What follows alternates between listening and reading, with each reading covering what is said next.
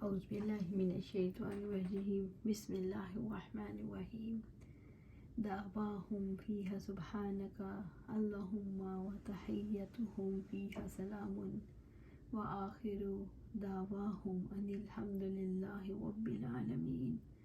ان کی دعا اس میں یہ ہوگی پاک ہے تو اے اللہ، اور ان کی آپس کی دعا اس میں سلام ہوگی، اور ان کی دعا کا اختتام یہ ہوگا سب تعریف اللہ تعالیٰ کے لیے ہے جو تمام جہانوں کا رب ہے۔ سورۃ یونس آیہ 10۔ دعواہم فیہا سبحانک اللہم، ان کی دعا اس میں یہ ہوگی پاک ہے تو اے اللہ۔ خوش نصیب جنتیوں کی عبادت میں سے پہلی چیز کا بیان ہے کہ وہ اللہ تعالیٰ کی تسبیح اور پاکیزگی بیان کریں گے۔ وَتَحِيَّتُهُمْ فِيهَا سَلَامٌ، اور ان کی آپس کی دعا اس میں سلام ہوگی۔ اہل جنت کی دعا ملاقات سلام ہوگی، جیسا کہ رب العزت نے فرمایا تَحِيَّتُهُمْ يَوْمَ يَلْقَوْنَهُ سَلَامٌ۔ اہل جنت جس دن اللہ تعالیٰ سے ملیں گے ان کی دعائے ملاقات سلام ہوگی۔ اہل جنت ایک دوسرے کی زیارت کے وقت سلام کریں گے، یعنی کہ ان کی گفتگو لغو باتوں سے پاک ہوگی۔ رب العزت نے فرمایا لا يسمعون فيها لغوا ولا تأثیما الا قیلا سلاما سلاما۔ نہ اس میں وہ بیہودہ گفتگو سنیں گے اور نہ کوئی گناہ میں ڈالنے والی بات مگر یہ کہنا کہ سلام ہے سلام۔ سورۃ الواقعہ آیہ 25 اور 26۔ وآخر دعواہم ان الحمد للہ رب العالمین، اور ان کی دعا کا اختتام یہ ہوگا سب تعریف اللہ کے لیے ہے جو تمام جہانوں کا رب ہے۔ اہل جنت آخر میں اس کے لیے حمد و ثنا بیان کریں گے، کیونکہ ان کی ساری تکلیفیں دور ہو چکی ہوں گی، جیسا کہ رب العزت نے فرمایا وقالوا الحمد للہ الذی اذھب عنا الحزن ان ربنا لغفور شکور الذی احلنا دار المقامۃ من فضلہ لا یمسنا فیہا نصب ولا یمسنا فیہا لغوب۔ اور وہ کہیں گے سب تعریف اللہ تعالیٰ کی ہے جس نے ہم سے غم کو دور کر دیا، بلا شبہ ہمارا یقیناً بے حد بخشنے والا ہے، نہایت قدردان ہے، جس نے ہمیں اپنے فضل سے اپنی قیام کی جگہ پر اتار دیا، اس میں نہ ہمیں کوئی مشقت پہنچتی ہے اور نہ ہی اس میں ہمیں کوئی تھکاوٹ پہنچتی ہے۔ سورۃ فاطر آیہ 34 اور 35۔ اللہ سبحانہ تعالیٰ ہمیں ان میں شامل فرمائے۔ ان کے لیے سب سے بڑی لذت اللہ تعالیٰ کے ذکر میں ہوگی۔ اللہ تعالیٰ کے ذکر کی حیثیت ان کے لیے ایسے ہی ہوگی جیسے کسی جاندار کے لیے سانس۔ رب العزت نے فرمایا قالوا الحمد للہ الذی صدقنا وعدہ وأورثنا الأرض نتبوأ من الجنة حیث نشاء فنعم أجر العاملین۔ اور وہ کہیں گے سب تعریفیں اللہ تعالیٰ کے لیے ہیں جس نے ہمارے ساتھ اپنا وعدہ سچا کیا اور ہمیں زمین کا وارث بنا دیا کہ ہم جنت میں سے جہاں چاہیں گے جگہ بنا لیں، سو کیا ہی بہترین اجر ہے عمل کرنے والوں کے لیے۔ سورۃ الزمر آیہ 74۔ جابر بن عبداللہ رضی اللہ تعالیٰ عنہ بیان کرتے ہیں میں نے آپ صلی اللہ علیہ وآلہ وسلم کو فرماتے ہوئے سنا جنتی جنت میں کھائیں گے اور پئیں گے، لیکن تھوکیں گے نہ پیشاب کریں گے، نہ پخانہ کریں گے اور نہ ناک صاف کریں گے۔ صحابہ رضی اللہ عنہم نے پوچھا جو کھانا کھائیں گے وہ کہاں جائے گا؟ تو آپ صلی اللہ علیہ وسلم نے جواب دیا بس ڈکار آئے گا اور پسینہ آئے گا، جس سے خوشبو مشک کی طرح آئے گی، اور ان کا کھانا تحلیل ہو جائے گا۔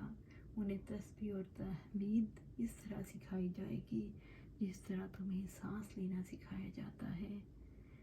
دنیا کی دلچسپیوں کا اور دنیا کی آخرت میں حال۔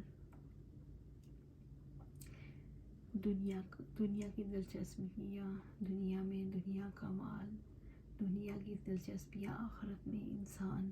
مال کی فکر حصول سے آزاد ہوگا اور بے پناہ مال ملے گا۔ دنیا کی عزت انسان عزت کی فکر سے آزاد ہوگا اور اللہ تعالیٰ کی طرف سے عزت کا اعلیٰ مقام ملے گا۔ دنیا میں دنیا کے نقصان سے بچنا، اور آخرت میں انسان کو اللہ تعالیٰ ہر نقصان سے بچا لیں گے۔ دنیا میں دنیا کے فائدوں کو حاصل کرنا، آخرت میں انسان کو ہر طرح کے فائدے حاصل ہوں گے۔ آخرت میں انسان کی دلچسپیاں کیا ہوں گی؟ خوشی سے ایک دوسرے کو پکاریں گے، ایک دوسرے پر سلامتی بھیجیں گے، یہ پکاریں گے اللہ تو پاک ہے، ساری تعریفوں کا مستحق رب العالمین۔ آخرت کی جنت کن لوگوں کو ملے گی؟ آخرت کی جنت ان لوگوں کو ملے گی جو لوگ دنیا میں دوسروں کے لیے خیر خواہی کے جذبات رکھیں گے، جو لوگ دوسروں کی سلامتی چاہیں گے اور دوسروں کو اپنے شر سے بھی سلامت رکھیں گے۔ وَلَوْ يُعَجِّلُ اللَّهُ لِلنَّاسِ الشَّرَّ اسْتِعْجَالَهُم بِالْخَيْرِ لَقُضِيَ إِلَيْهِمْ أَجَلُهُمْ فَنَذَرُ الَّذِينَ لَا يَرْجُونَ لِقَاءَنَا فِي طُغْيَانِهِمْ يَعْمَهُونَ۔ اور اگر اللہ تعالیٰ لوگوں کو بہت جلدی بھلائی دینے کی طرح ان کو برائی جلدی دے دے تو یقیناً ان کی مدت ان کی طرف پوری کر دی جائے، تو جو لوگ ہماری ملاقات کی امید نہیں رکھتے ان لوگوں کو ہم ان کی سرکشی میں چھوڑ دیتے ہیں، وہ حیران پھرتے ہیں۔ سورۃ یونس آیہ 11۔ وَلَوْ يُعَجِّلُ اللَّهُ لِلنَّاسِ الشَّرَّ استعجالهم بالخیر۔ اس سے مراد اپنی اولاد اور اپنے مال کے متعلق یہ کہنا کہ اے اللہ اس میں برکت نہ فرما اور اس کو اپنی رحمت سے دور کر دے، تو بعض اوقات ان کی یہ بد دعا نہیں لگتی کیونکہ ان کی تقدیر کا فیصلہ پہلے ہی ہو چکا ہے۔ بعض اوقات جس پر بد دعا کی جاتی ہے وہ ہلاک و برباد ہو جاتے ہیں۔ جابر بن عبداللہ رضی اللہ تعالیٰ عنہ بیان کرتے ہیں کہ آپ صلی اللہ علیہ وسلم نے فرمایا، اپنے آپ کو بد دعا نہ دو، اپنی اولاد کو بد دعا نہ دو، اپنے خادموں کو بد دعا نہ دو اور اپنے مالوں کو بد دعا نہ دو۔ ایسا نہ ہو کہ اللہ کی طرف سے عطا اور قبولیت کی گھڑی ہو، ادھر تم کوئی بد دعا کرو، اللہ تعالیٰ اسے تمہارے لیے قبول کر لے۔ آپ صلی اللہ علیہ وسلم نے فرمایا، ہر مسلمان کی دعا قبول ہوتی ہے جب تک کہ وہ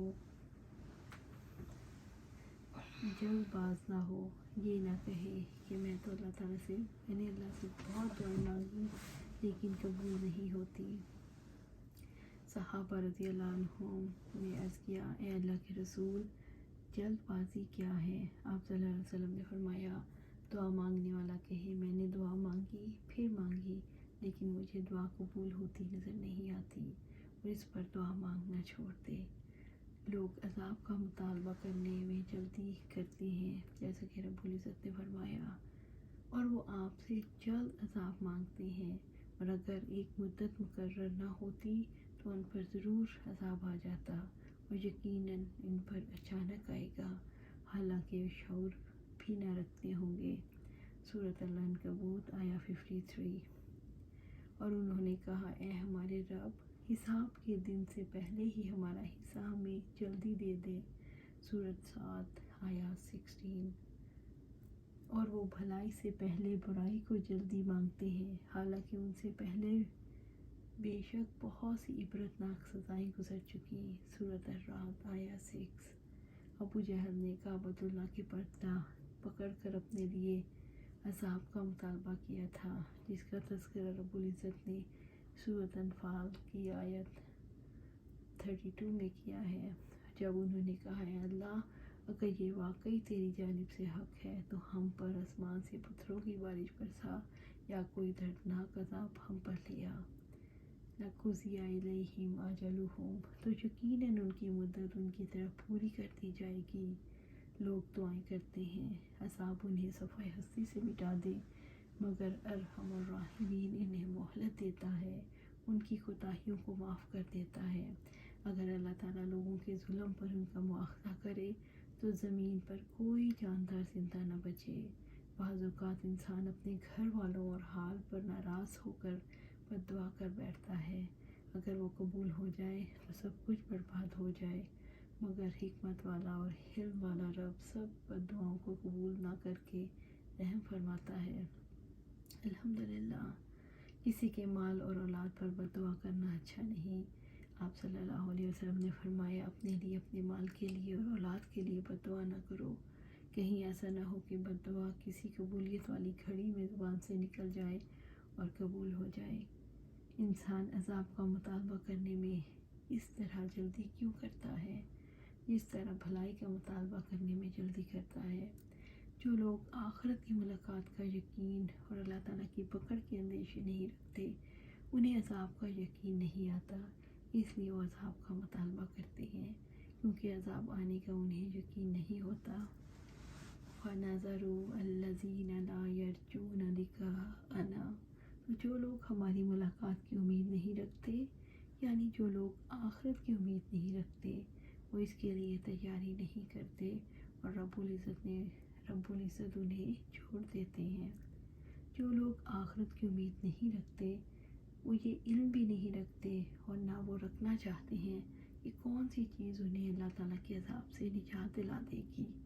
فی طغیانہم، ان کی سرکشی میں اللہ تعالیٰ انہیں کیسے چھوڑ دیتا ہے، اس کی وضاحت کہ وہ انہیں ان کے حال پر، ان کی سرکشی میں، ان کے باطل پر چھوڑ دیتا ہے۔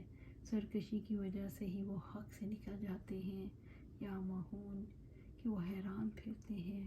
سرکشی کی حالت کی مزید وضاحت ہے کہ کس طرح وہ حیران اور سرگرداں پھرتے ہیں، انہیں کوئی مضبوط دلیل نہیں ملتی، وہ کوئی راستہ نہیں پاتے۔ گمراہی سے نکلنے کے لیے دلیل ہی وہ روشنی ہے جس سے شعور کی تاریکیاں دور ہوتی ہیں اور حق صاف صاف دکھائی دیتا ہے۔ دلیل اللہ تعالیٰ کے دیے ہوئے کتاب و سنت کے علم سے ملتی ہے۔ جب علم نہیں ہوتا، نہ اس علم کی تلاش میں نکلتے ہیں، نہ اس کو اپنی ضرورت خیال کرتے ہیں، تو ان کے ظلم اور اللہ تعالیٰ کی آیات سے بے رخی اور اس سے انکار کے جرم میں اللہ تعالیٰ انہیں ان کی سرکشی میں سرگرداں چھوڑ دیتے ہیں۔ اللہ تعالیٰ برے کام کرنے والے کو ڈھیل کیوں دیتے ہیں؟ اللہ تعالیٰ برے کام کرنے والوں کو ڈھیل اس لیے دیتے ہیں کہ وہ کسی مقام پر اپنی اصلاح کریں۔ اللہ تعالیٰ کی ڈھیل کا قانون انسانوں کے لیے کیا کردار ادا کرتا ہے؟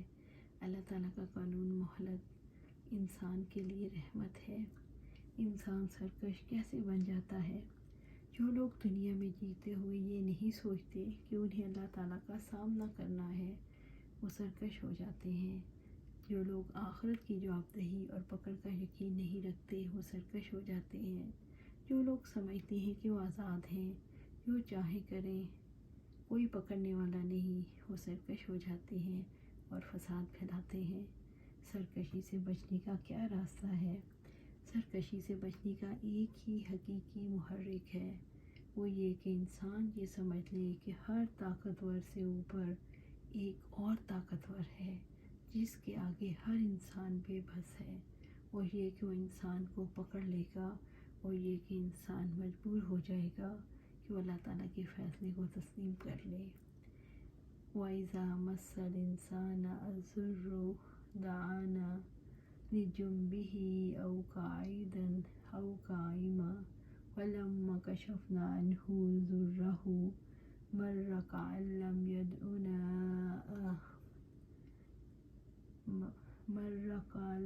يَدْعُنَا إِلَى ضُرٍّ مَسَّهُ كَذَلِكَ زُيِّنَ لِلْمُسْرِفِينَ مَا كَانُوا يَعْمَلُونَ۔ اور انسان کو جب کوئی تکلیف پہنچتی ہے تو ہمیں اپنے پہلو پر یا بیٹھے ہوئے یا کھڑے ہوئے پکارتا ہے۔ جب ہم اس کی وہ تکلیف اس سے دور کر دیتے ہیں تو چل دیتا ہے، گویا اس نے ہمیں اس تکلیف میں پکارا ہی نہ تھا جو اسے پہنچی ہو۔ ایسے ہی حد سے گزر جانے والوں کے لیے خوشنما بنا دیا گیا جو عمل کیا کرتے تھے۔ سورۃ یونس آیہ 12۔ وَإِذَا مَسَّ الْإِنسَانَ الضُّرُّ، اور انسان کو جب کوئی تکلیف پہنچتی ہے، اللہ تعالیٰ نے انسانی فطرت کے بارے میں واضح فرمایا کہ مصیبت، بیماری، بے قراری اور پریشانی میں اسے رب یاد آتا ہے۔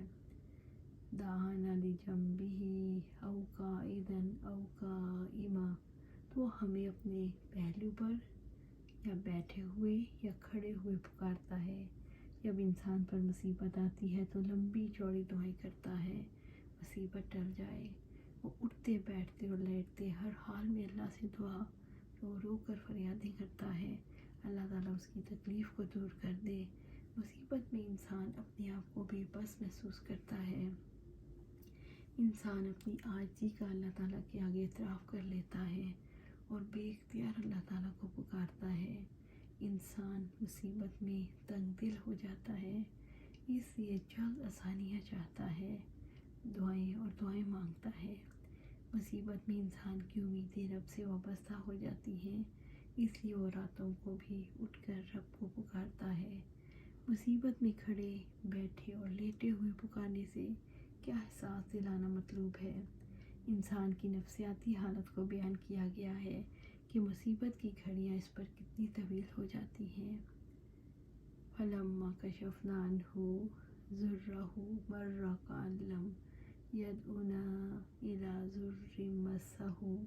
پھر جب ہم اس کی وہ تکلیف اس سے دور کر دیتے ہیں وہ چل دیتا ہے گویا اس نے ہمیں اس تکلیف میں پکارا ہی نہ تھا جو اسے پہنچی ہو. کافی یہ حالت کافروں کے ساتھ ہی خاص نہیں، بہت سے مسلمانوں کا حال بھی ایسا ہی ہے. جب ان پر کوئی مصیبت آن پڑتی ہے تو خوب دعائیں کرتے ہیں، اللہ تعالیٰ کے حضور گریہ وزاری کرتے ہیں، اور جب مصیبت ٹل جاتی ہے تو دعا اور گریہ وزاری سے غافل ہو جاتے ہیں، اللہ تعالیٰ کی نعمت اور اس کے احسان کا شکر ادا کرنا بھول جاتے ہیں. اور جب انسان کو کوئی تکلیف پہنچتی ہے تو اپنے رب کو پکارتا ہے جس کی طرف وہ رجوع کرنے والا ہوتا ہے. جب وہ اسے اپنی جناب سے کوئی نعمت عطا کرتا ہے تو اس مصیبت کو بھول جاتا ہے جس کی طرف وہ پہلے پکار رہا تھا، اور وہ اللہ کے لیے شریک بناتا ہے تاکہ وہ اس کے راستے گمراہ کر دے. آپ کہہ دیں اپنی ناشکری سے تھوڑا فائدہ اٹھا لو، یقیناً تم دوزخ والوں میں سے ہو. سورۃ الزمر آیا 8. اس سے بڑھ کر انسان کا ظلم کیا ہوگا کہ وہ مصیبت میں رب کو پکارے اور جب عافیت ملے تو اللہ تعالیٰ کے حقوق ادا نہ کرے. آپ صلی اللہ علیہ وآلہ وسلم نے فرمایا مومن کا معاملہ بھی عجیب ہے، اس کے ہر کام میں اس کے لیے بھلائی ہے، اور یہ چیز مومن کے سوا کسی کو حاصل نہیں. اگر اسے خوشحالی نصیب ہو تو اس پر اللہ تعالیٰ کا شکر کرتا ہے تو یہ شکر کرنا بھی اس کے لیے بہتر ہے، یعنی اس میں اجر ہے. اور اسے تکلیف پہنچے تو صبر کرتا ہے تو یہ صبر کرنا بھی اس کے لیے بہتر ہے. یہ صبر کی بجائے خود نیک عمل اور باعث اجر ہے. اللہ تعالیٰ جب انسان کی مصیبت دور کرتا ہے تو اس کے رویے میں کیا تبدیلی آتی ہے. مصیبت دور ہونے پر انسان دوبارہ اپنی پچھلی روش کی طرف لوٹ جاتا ہے. وہ پیچھے کی طرف مڑ کر نہیں دیکھتا، وہ غور و فکر نہیں کرتا، وہ نصیحت قبول نہیں کرتا، وہ برائی کی طرف بڑھنا شروع کر دیتا ہے، وہ غافل اور سرکش بن جاتا ہے. کذالک زینا، ایسے ہی خوشنما بنا دیا گیا. یہ شیطان کی تزین ہے، وہ اچھا بنا کر دکھاتا ہے، وہ ایسی چیزوں کو خوبصورت بنا کر انسانوں کے سامنے پیش کرتا ہے جن کو انسان کی عقل بھی برا جانتی ہے. اس مقصد کے لیے وہ دل میں وسوسے ڈالتا ہے. جو انسان اس کے وسوسوں کے مطابق سوچنے لگ جاتا ہے وہ شیطان کے راستے پر چل نکلتا ہے. للمسرفین، حد سے گزر جانے والوں کے لیے. اسراف حد سے گزرنے کو کہتے ہیں. یہ دعا سے اعراض، شکر سے غفلت اور خواہشات میں مشغول ہونا ہے. ما کانوا یعملون، جو وہ عمل کیا کرتے تھے، یعنی ذکر سے اعراض، خواہشات کی اتباع اور مصیبت میں غیروں سے التجائی کرنا اللہ تعالیٰ سے کی جاتی ہیں. اللہ تعالیٰ نے انسان کو عقل دی ہے جس کی وجہ سے انسان اپنے ہر عمل کا جواز تلاش کر لیتا ہے. جب انسان سرکشی کو پسند کرتا ہے تو اس کا ذہن سرکشی کو صحیح ثابت کرنے کے لیے جواز تلاش کر لیتا ہے اور اپنے آپ کو مطمئن کر لیتا ہے کہ وہ حق پر ہے. اس طرح اللہ تعالیٰ انسان کے اعمال کو اس کی نظروں میں خوشنما بنا دیتے ہیں. مسرفین کیسے لوگ ہوتے ہیں؟ مسرفین مصیبت کے وقت جزا و فضا میں عاجزی میں اسراف کرتے ہیں. جو مصیبت ٹل جانے پر اکڑنے میں اسراف کرتے ہیں۔ اللہ تعالیٰ مسرفین کی مصیبت میں عاجزی کی روش کو کیوں نہیں قبول کرتے؟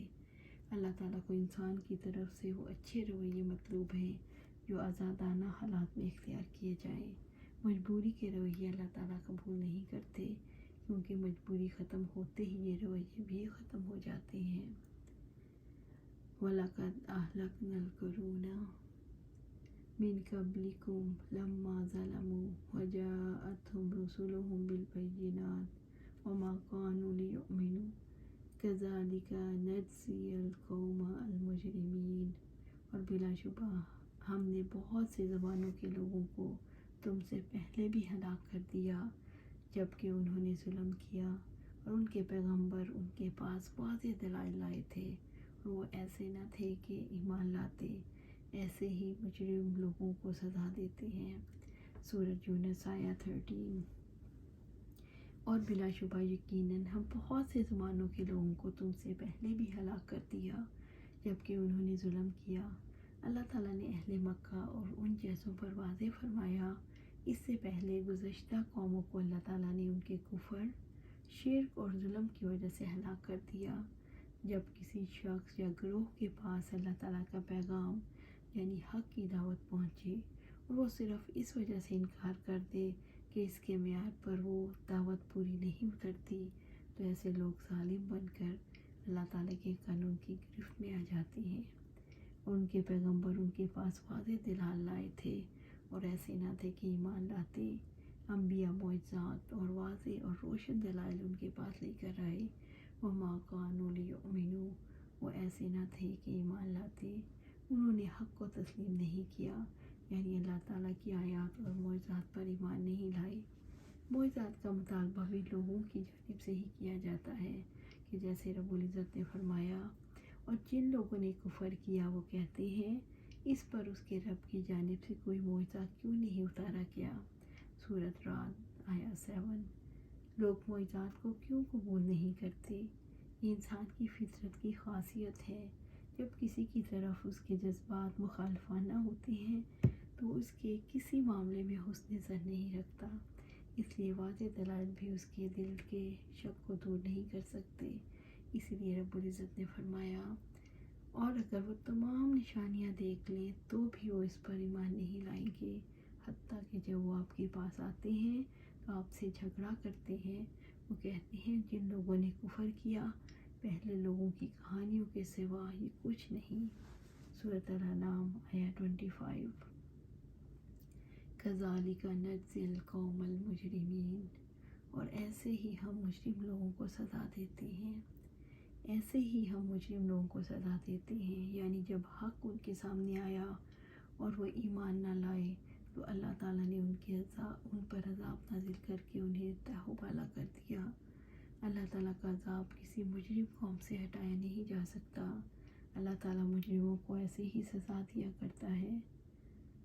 ثم جعلنا خلائف فی الارض من بعدہم لننظر کیف تعملون، پھر ہم نے تمہیں ان کے بعد زمین میں جانشین بنا دیا تاکہ ہم دیکھیں کہ تم کیسے عمل کرتے ہو۔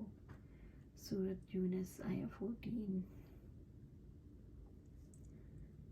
اللہ تعالیٰ نے ان لوگوں کو مخاطب کیا جن کی طرف محمد صلی اللہ علیہ وآلہ وسلم کو بھیجا گیا، یہ کہہ کر ثم جعلناکم خلائف فی الارض من بعدہم، پھر ہم نے تمہیں ان کے بعد زمین میں جانشین بنا دیا، یعنی ان پچھلی قوموں کی ہلاکت کے بعد ہم نے تمہیں ان کا جانشین بنایا، تمہارے پاس رسول بھیجا تاکہ وہ تمہارے اعمال کو دیکھے، لننظر کیف تعملون، تاکہ ہم دیکھیں تم کیسے عمل کرتے ہو۔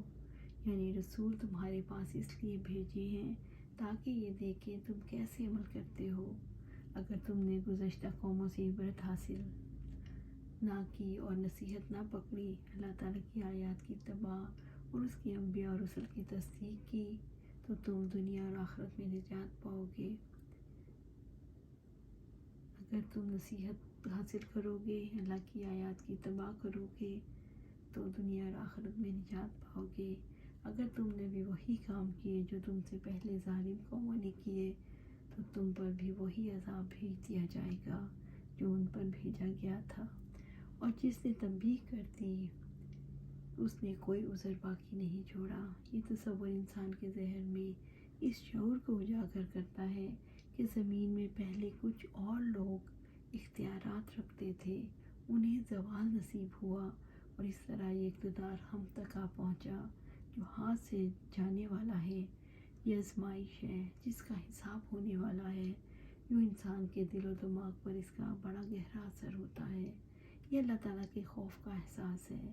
اللہ تعالیٰ کے خوف کی وجہ سے معاشرے کو امن، خوشحالی اور انصاف نصیب ہوتا ہے۔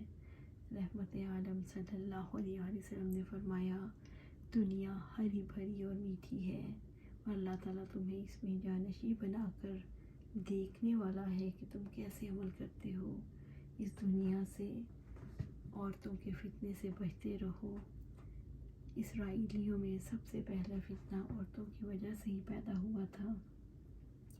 ماضی میں جن قوموں پر اللہ سبحانہ تعالیٰ کا عذاب آیا انہیں کس جرم میں ہلاک کیا گیا؟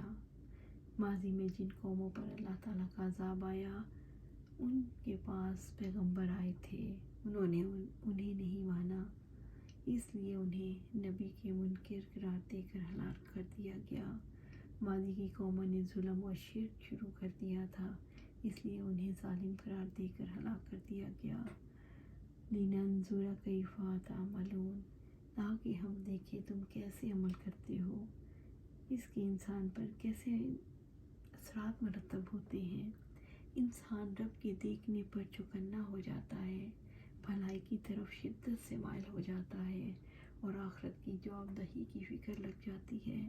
اللہ سبحانہ تعالیٰ ہمیں بھی ان میں شامل فرما جو چوکنے ہو جاتے ہیں، جو بھلائی کی طرف شدت سے مائل ہوتے ہیں اور آخرت کی جواب دہی کی فکر میں لگ جاتے ہیں۔